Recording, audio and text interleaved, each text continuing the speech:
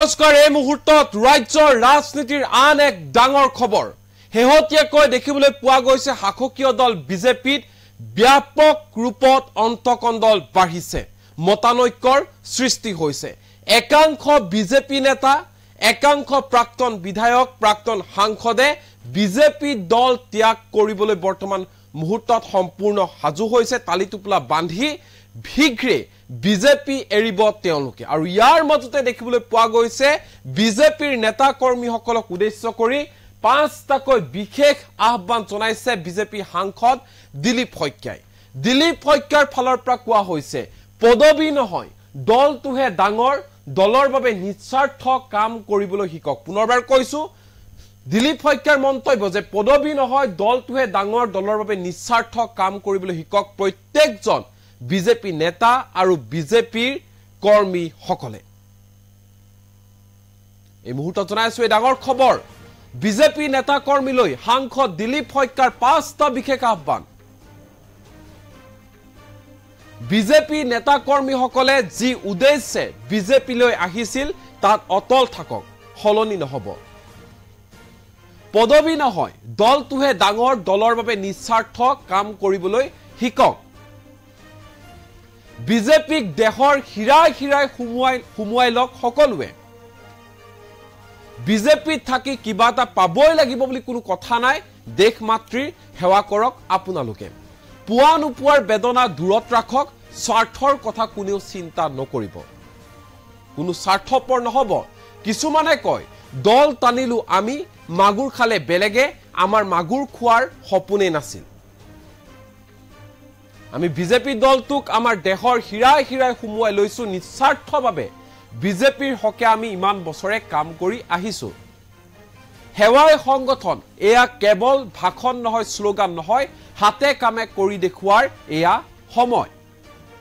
আগন্তুক উপনিৰ্বাচনতো আমি আটাইকেইটা সমষ্টিতে জয় লাভ কৰিম আমাক কোনেও পৰাজয় কৰিব নোৱাৰে এনেধৰণে মন্তব্য প্ৰকাশ কৰা দেখা পোৱা গ'ল সাংসদ দিলীপ শইকীয়াৰ ফালৰ পৰা স্পষ্ট ৰূপত কোৱা হৈছে নিজৰ স্বাৰ্থৰ বাবে ব্যক্তিগত স্বাৰ্থৰ বাবে পদবী লোভৰ আঘাত কিবা পোৱাৰ আঘাত বিজেপি কৰিব নালাগে নিস্বাৰ্থভাৱে দলৰ হকে কাম কৰক বিজেপি নেতা কৰ্মীসকলে যি উদ্দেশ্যে বিজেপি যোগদান কৰিছিল সেই উদ্দেশ্যত অটল থাকক পদবী নহয় দলটো ডাঙৰ দলৰ স্বাৰ্থ নিস্বাৰ্থ কাম কৰিছ কেৱল মাত্ৰ স্লোগান নালাগে দলৰ বাবে দেশৰ বাবে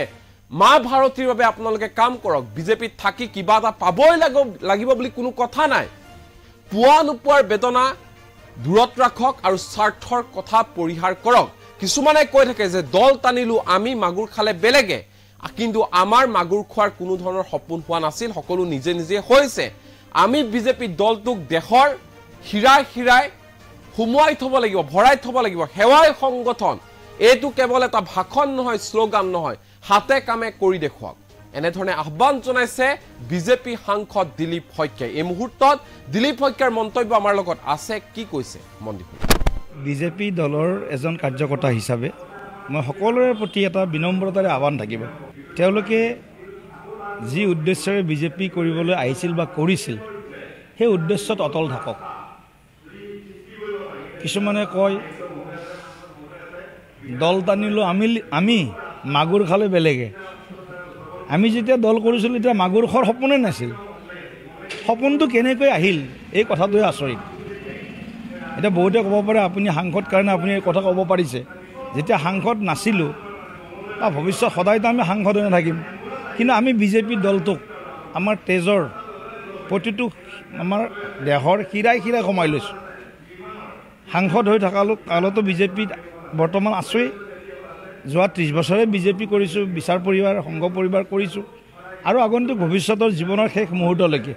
শেষ নিশ্বাস থকালৈকে আমি বিজেপি কৰিম পোৱা নোপোৱাৰ মাজতো বিজেপি কৰিম কেতিয়াবা একো নাপালেও তেতিয়াও বিজেপি কৰিম গতিকে মই বাকীসকলক এইটোৱে অনুৰোধ কৰিছোঁ যে পোৱা নোপোৱাৰ বেদনাখিনি অকণমান দূৰত ৰাখি আমাৰ যিটো অসমখনক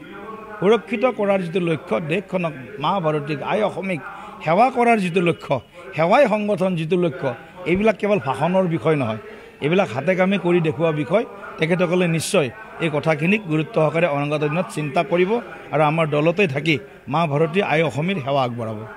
যিকেইটা সমষ্টিত উপনিৰ্বাচন হোৱাৰ সম্ভাৱনা আছে এতিয়ালৈকে নিৰ্বাচন আয়োগে কোনো দিন বাৰ ঠিক কৰা নাই। কিন্তু এটা কথা আপোনালোকক স্পষ্ট কৰিছোঁ, আটাইকেইটা সমষ্টিতেই উপ নিৰ্বাচন হ'ব লগা, আটাইকেইটা সমষ্টিতেই 5টা সমষ্টি হওক বা যেইটাই নহওক, আটাইকেইটা সমষ্টিতেই NDA বা ভাৰতীয় জনতা পাৰ্টীয়ে জয়লাভ কৰিব, যেতিয়াই নিৰ্বাচন নহওক আটাইকেইটা সমষ্টিত। তাৰ কাৰণে আমি যি প্ৰস্তুতি কৰিব লাগে সেই প্ৰস্তুতি কৰিছোঁ। আৰু 3টা লোকসভা আসন জিকি তেওঁলোকে যিটো মানে ৰাইজক ভেলকিবাজি দেখুৱাই আছে, যেন তেওঁলোকে 11খন জিকিলে, আমিহে 3খন জিকিলোঁ ভাৰতীয় জনতা পাৰ্টীয়ে, এই ধৰণৰ